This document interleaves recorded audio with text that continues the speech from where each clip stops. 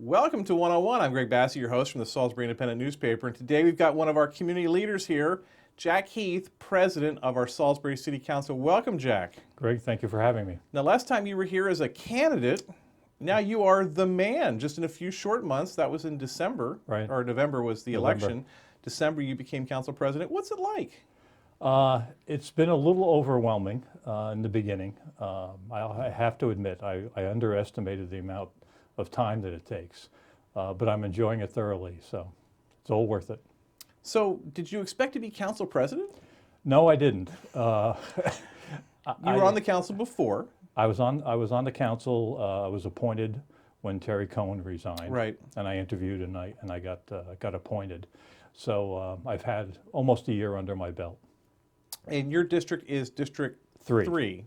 Which is I always say the classic Salisbury neighborhood district. Yes, it is. It's the Camden Avenue. Right. Although it is Harbor Point and it's up to the Fruitland line. Right. So did that help you become council president? How did you, because I didn't have the sense that you really wanted to be council president. I didn't seek it. Right. But I wasn't opposed to doing it if they so chose. And I think part of it was, and maybe I'm wrong, but I think part of it was my experience in my age. Right. Probably helped a little bit. I don't know. I don't get rattled easy, and I'm a consensus builder most of the time, although that's been tested. But I think that's probably why. Right, and I see that watching the council, that you are very professional in terms of how you conduct yourself on there. There's a little bit of levity every now and then, but it's pretty serious business. It is. I liken it to a basketball game in a lot of ways. We have work sessions where really the hard work is done. Right. And the work sessions can go several hours, depending on the topics. But once the council meeting comes around, it's a different story. Right. All the work is done. And I think that the public deserves an opportunity to hear what the final votes are, to make public comments, and so that's the way I've chosen to run it. Right. In terms of my own coverage as a reporter, I mean, for years I only went to the actual council meetings. So I was always surprised. You'd walk in, you get the agenda at that point, or it might be in the paper the day before kind of thing, and you never really knew what was going on because the work sessions would take so long that a reporter could get lost in the weeds in a work session. But now I'm able to watch all of it on PAC 14. Thank you, PAC 14.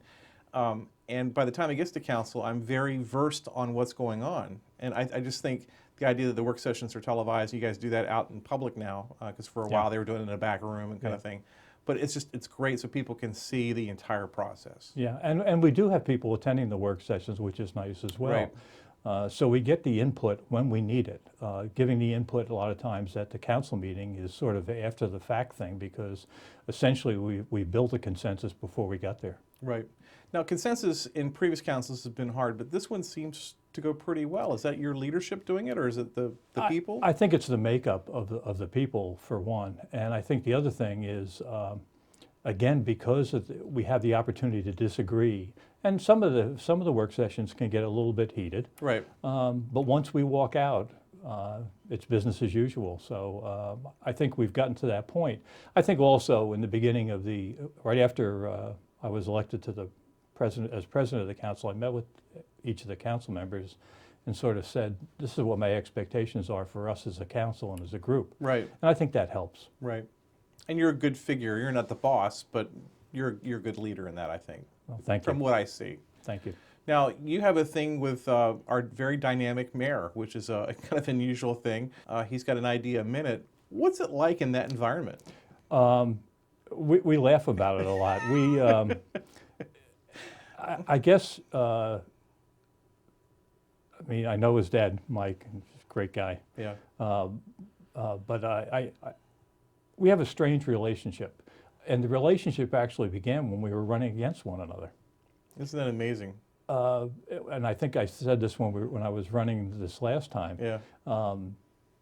At the end of the campaign, when he eventually went on to win, we were finishing each other's sentences. So from a strategy point of view, we were right in tune, which I Right. think helps. But also, I think we complement each other. You know, it's like we're sort of not opposites, but our personalities are. Right. And I used to joke and say, I think he just wants to know how the old people are going to react. But I think it's much more than that. I think that he relies on me as a devil's advocate, and I play that role. Right. But it's hard to keep up with him. Right. You're exactly right. I mean, I don't know how he does it. I don't even think when I was his age, I could have kept up with his speed. But he's obviously a results-oriented guy, and that's what makes us similar.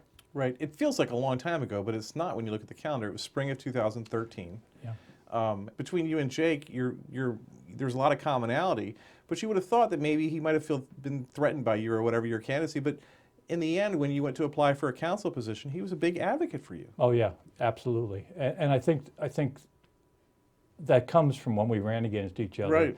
And even though we had similar ideas, we had different approaches to getting there. And I think over this past year, we've done a lot to bring a business sense to the council. Right. The idea of strategic planning and goal setting, Right. and the idea of metrics, all of those things are things that we both strongly believe in. And I think that's one of the things that has made our job a lot easier. And the departments are now on board with that. Right. So the culture change is in progress. And again, he's so energetic and dynamic, he wants it to happen Right. immediately. But I've told him that the culture change takes a while. Right. It's not something you just flip a switch and it goes on. It's hard to get public employees as excited as you are sometimes. Yes, Yeah. yeah, You see that all the time. yeah. What's the public reaction to what you all are doing? What are you hearing from voters? Most of them are excited. I think that although I do detect a little bit of can we sustain this momentum? Right. They always say, look, you guys are doing a great job. It's so exciting and everything. And they don't come out and say it, but I think they're wondering if the momentum can be kept up because so much is happening simultaneously. And to be honest, you think about it when you go home and you sit down in the front of the TV set and you go, wow, there are so many things going on. Right. And it's hard. It's hard to do that. But that's the other thing that Jake brings. He's there. Right. He's out there. I'm trying to keep up with him, but I have a little bit of a problem.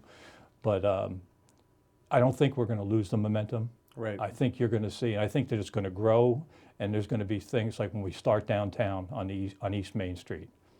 That's going to be a shot in the arm.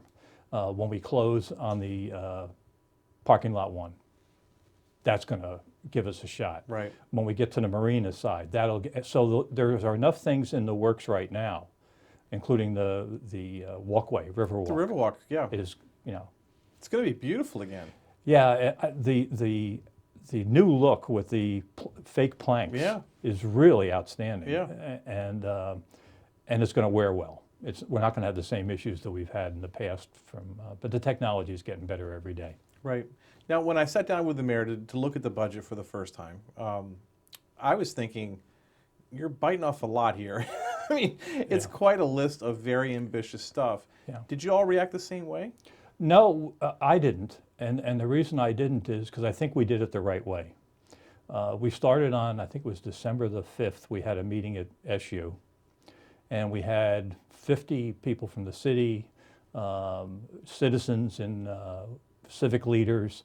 And we developed what the goals and objectives were going to be for the coming year. And that was the beginning of the process. And then there was another meeting about a week and a half, 2 weeks later, and they met with the city employees, the leaders, Right. and so there was a consistency that was associated with it. And then if you look at the budget if you go on the website and you look at the budget, it starts out with the 6 items that were picked by that group of people Right. to be the priorities. And it's no surprise. There are quality of life issues, there are public safety issues, there's education issues on there, and there's youth issues Right. on there. And all of those things have been addressed in the budget, and they need to be in the budget. Right. So it didn't surprise me. What surprised me was that we could do it without having to raise taxes other than the constant yield. Right. We didn't have to raise taxes to do it, although there was a refinancing of the debt, which was the increase. We have a total increase of revenue about 0.7%. Right. The capital budget's pretty ambitious. It is very ambitious, and I'll tell you that was the hardest part of the whole thing, really, because you can't deny the needs. Right. You know, the police needed 6 vehicles. We could only give them 3. The fire department originally wanted 2 engines. They are getting 2 engines Right. now, but that's only because the station has Raised stepped some up money, right. and raised some money, and will pay the cost the first year, the lease cost. So it was difficult, but I think that they took it seriously, and the department heads did a marvelous job. And I think that was based on the progress that we had made last year. Last year, we started talking about metrics. I started talking about metrics the first day I was on the council. And they're used to that now. And I think that makes a huge difference. Right.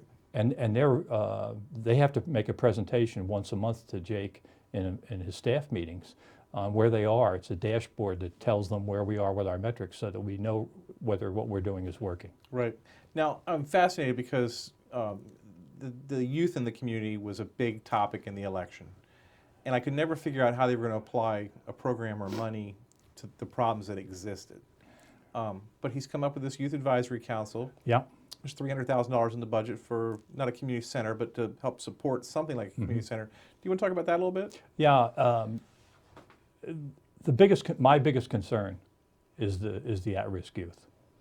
If you look at, and we're not alone. Right. Let's understand. The problems are not unique. These at are all. not unique. Yeah. The heroin problem that we have Yeah. is the same as the heroin problem in most cities, certainly cities of our size. We have to get to the root cause of the problems. And I think that, we used to hear that if you don't get them by grammar school, well, they're saying now that if we don't get the kids engaged by the 3rd grade, we're going to lose them. Right. And I think it's very important for us to understand that there's 2 ways you can pay for it. You can invest in those children and invest in doing something positive for them, or you're going to pay for it later on when they're either incarcerated or using drugs or something like that. Right. The other thing I'd like to say is that this is not just one socioeconomic group. This cuts across all groups. Right. And I think that we have to be conscious that it does take a village, as we've heard many, many times. And I think that we have to play our part. Jake and I also agree wholeheartedly that it's not the government's role to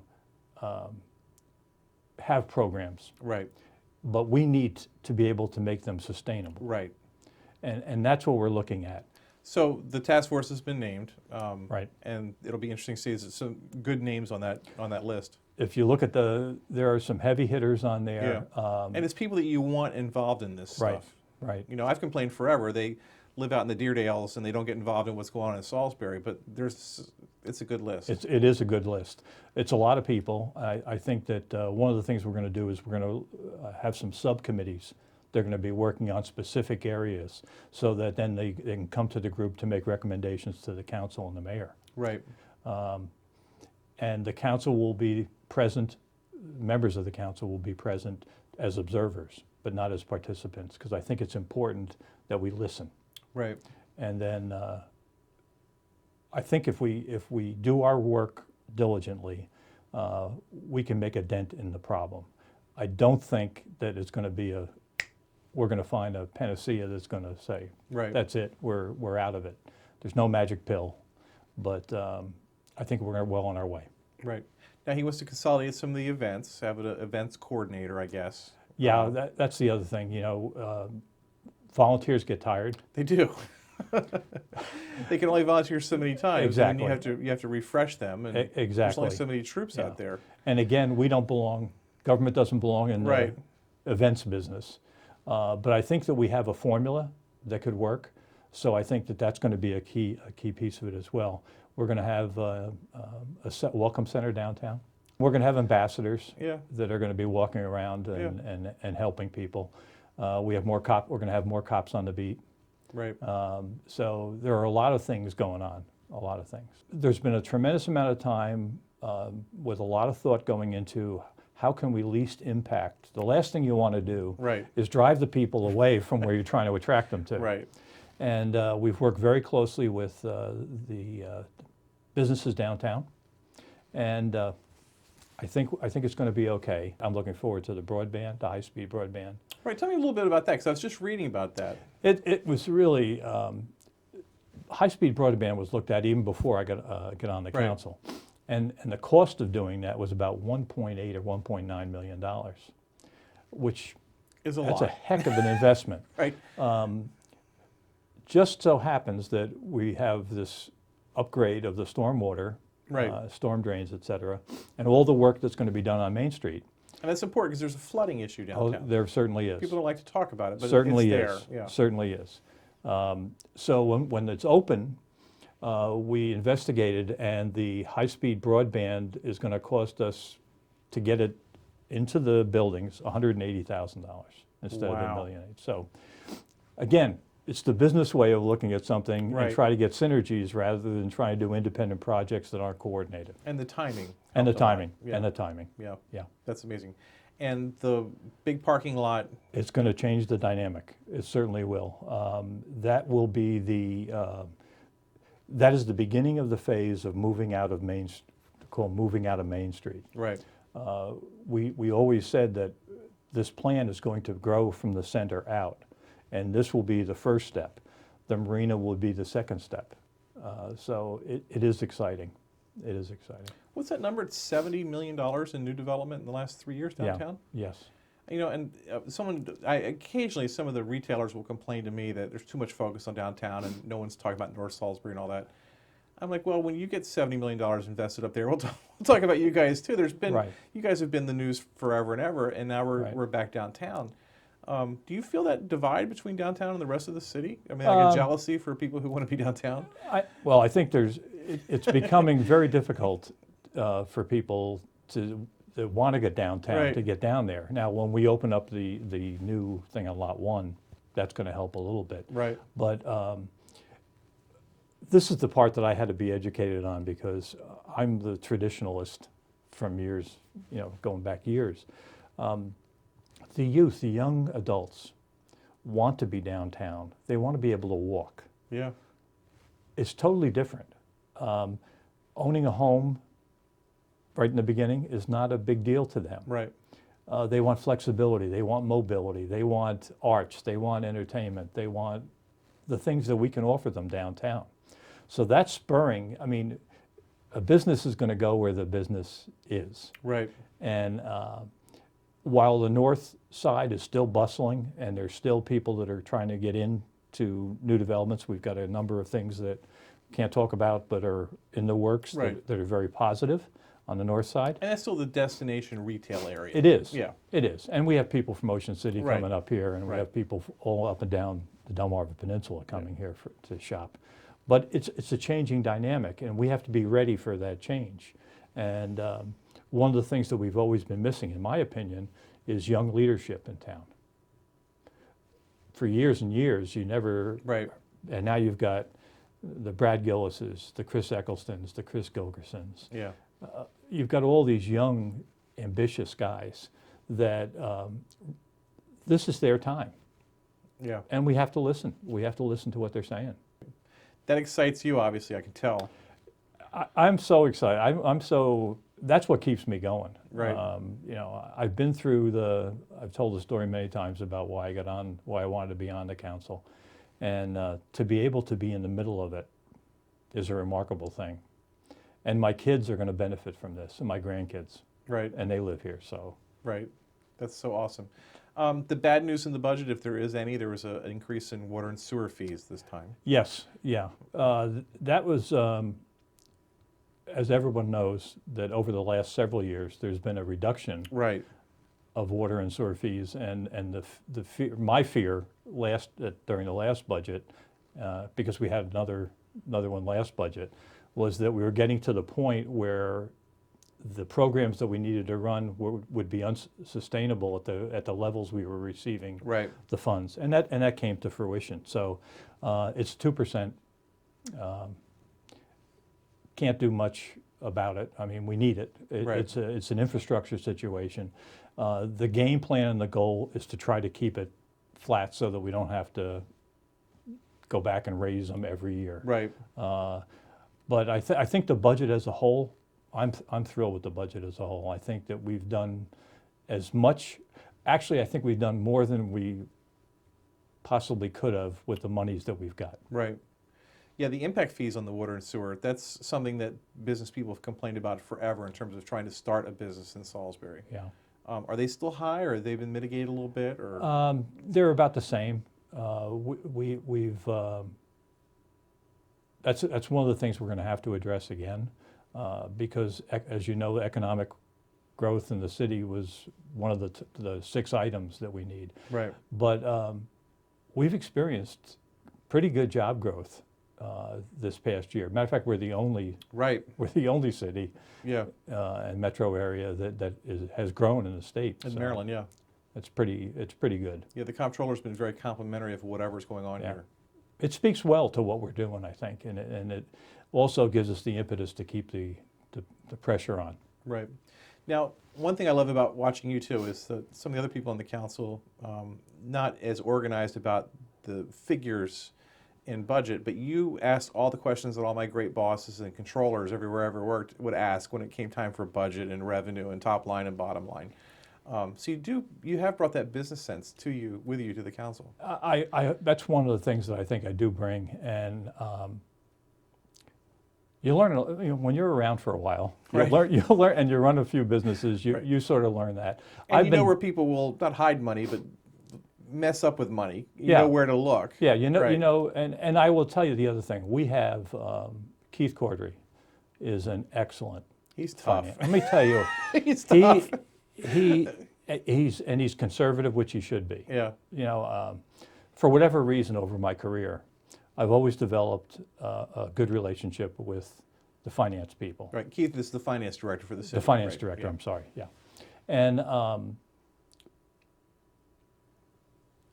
it's almost like you go and say, all right, tell me what should I be concerned about? Right. And if you're conservative in what you do in terms of your revenue, and you're conservative in terms of your expenses, or maybe a little more aggressive in your expenses, that will almost guarantee that you're going to hit your budget. Right. And he's a deep thinker, and he's a conscience. And every CEO, and Jake being the CEO of the city, has to have a good conscience behind him. Right. And Keith fills that role.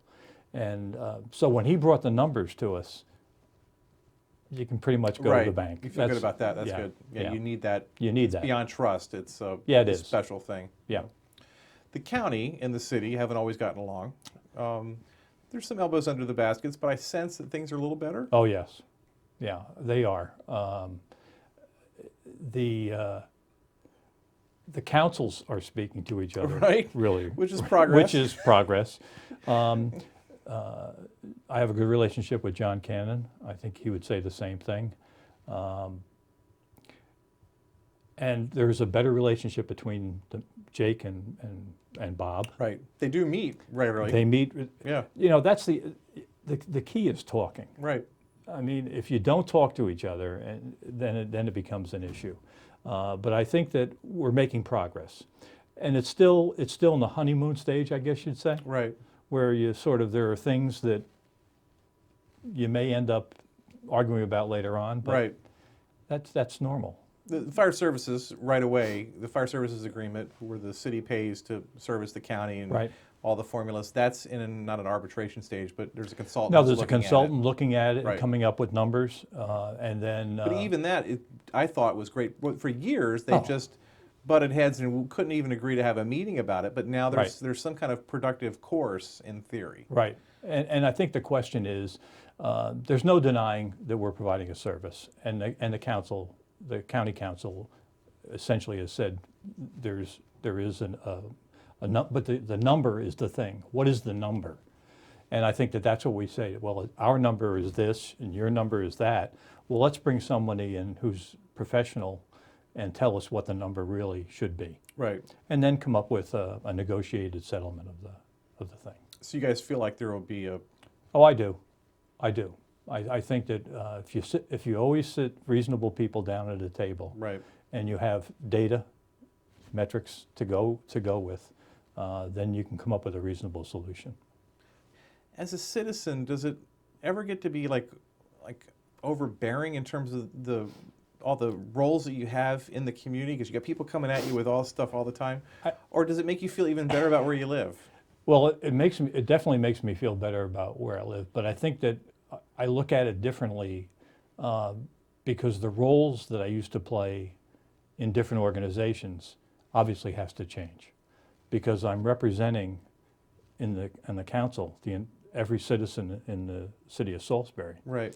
where each of the groups that I totally believe in, like Rotary, like Lower Shore Enterprises, like the Elks, all of those organizations are important and key, but I can't use the relationship or give favor to those individuals. Right.